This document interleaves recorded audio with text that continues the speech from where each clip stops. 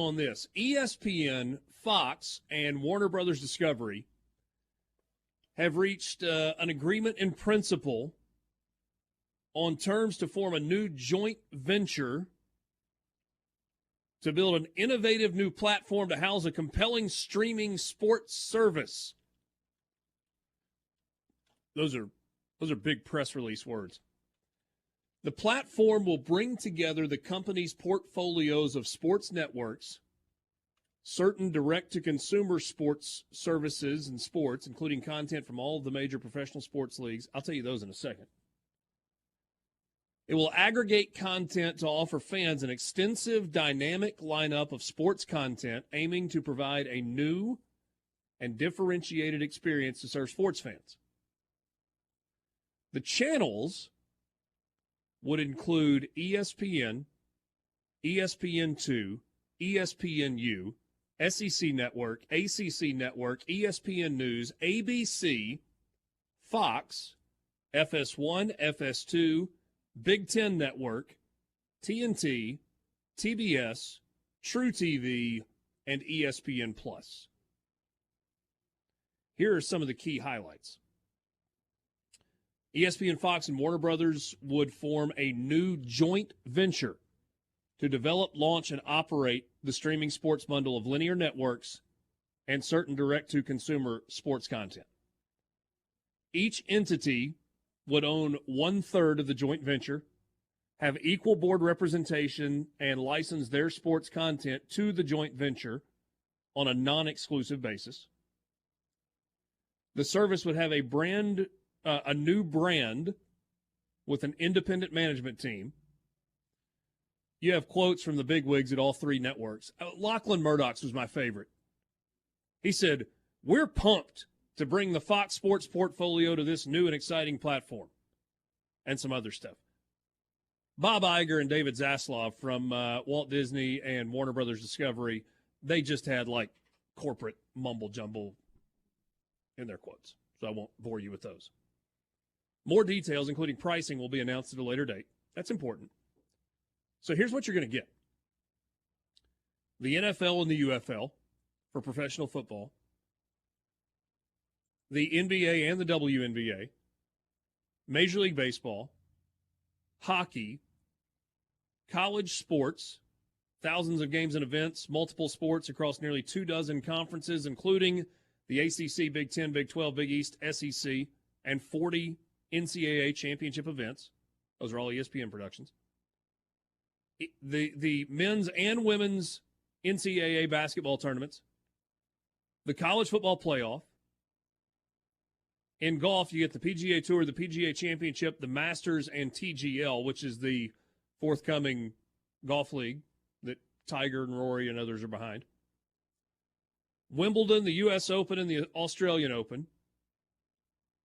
They named some cycling races, but the Tour de France isn't in there, so whatever. The FIFA World Cup, U.S. Soccer, the NWSL MLS, or NWSL and NLS, La Liga, Bundesliga, UEFA, and CONCACAF, UFC and top-ranked boxing, Formula One, NASCAR, and 24 Hours of Le Mans. And a partridge in a pear tree. And a partridge in a pear tree. So one of the answers is NBC. So there's one. Is there anything missing? CBS? CBS isn't in there. Yeah, so you still have to have CBS and NBC if you want all your NFL. But that gets solved by a one-time purchase of a very cheap HD antenna. It plugs right into the back of your TV. You hang it behind your TV, and it picks up those channels for you. Or if you have Paramount, which people are going to keep because there's other stuff on there. So, what would you be willing? What are you willing to pay for this? I'm cheating. I saw an estimate that said it would be roughly $50 a month. I'm paying it because I can cancel my cable package, which isn't that much more expensive than that anyway. But it's gone.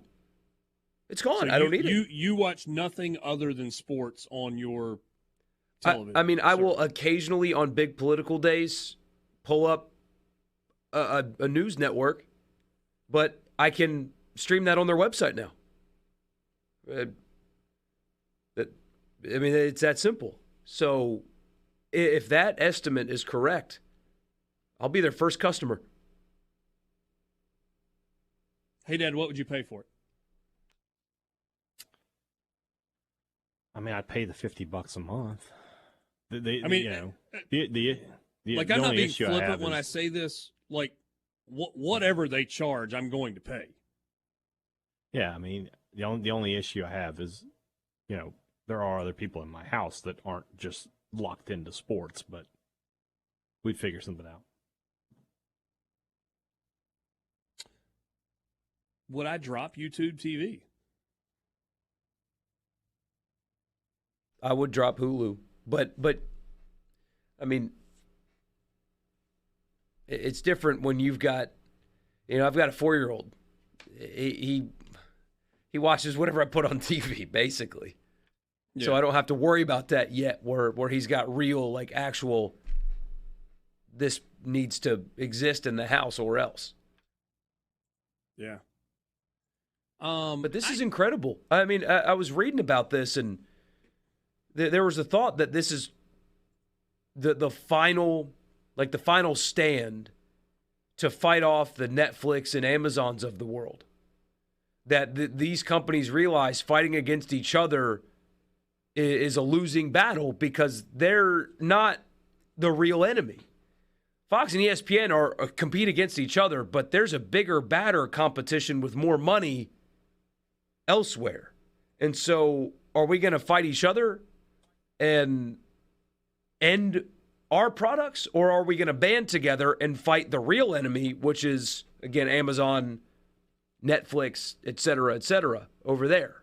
And I thought that was a really interesting point, that maybe they're all realizing if we don't band together, they're going to just pick us off one by one.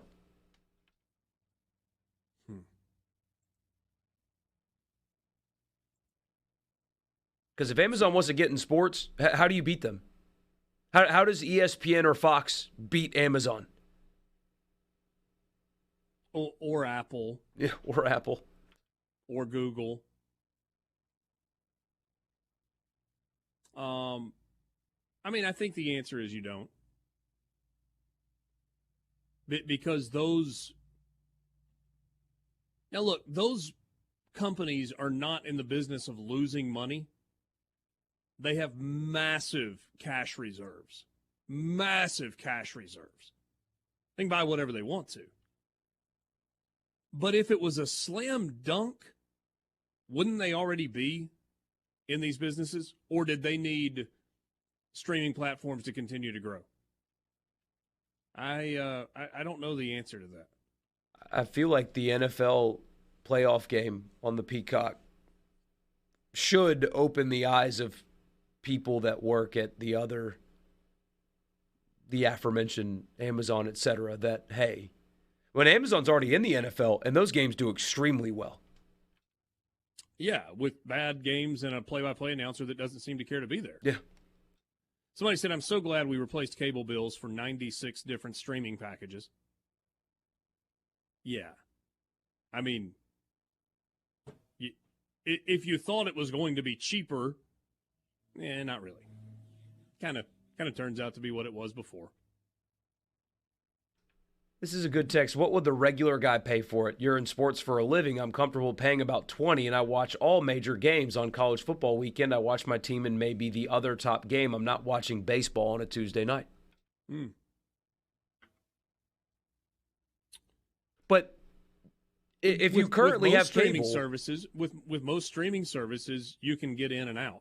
Right? I mean, you can subscribe and be a subscriber during football season, and then you can drop it, after that, if there's no content that's for you for the rest of the year. That's usually how it works. I don't know if they're making you sign long-term contracts on these. My guess would be no. Somebody asked in the text line, is March Madness included? That's CBS. Well, in the release, they said the NCAA men's and women's basketball tournaments were included. Okay. Does Warner Brothers Discovery own CBS? I don't know. I mean, you think about it, the tournaments usually on TNT and TBS and True TV. We're almost a month away from where's True TV season, but CBS is where you get most of the games past the first two rounds. So I don't know. CBS and Time Warner each own 50% of CBS Corporation. So there it is. This is fascinating. Because True TV and TBS and TNT are under the same umbrella. Sports Talk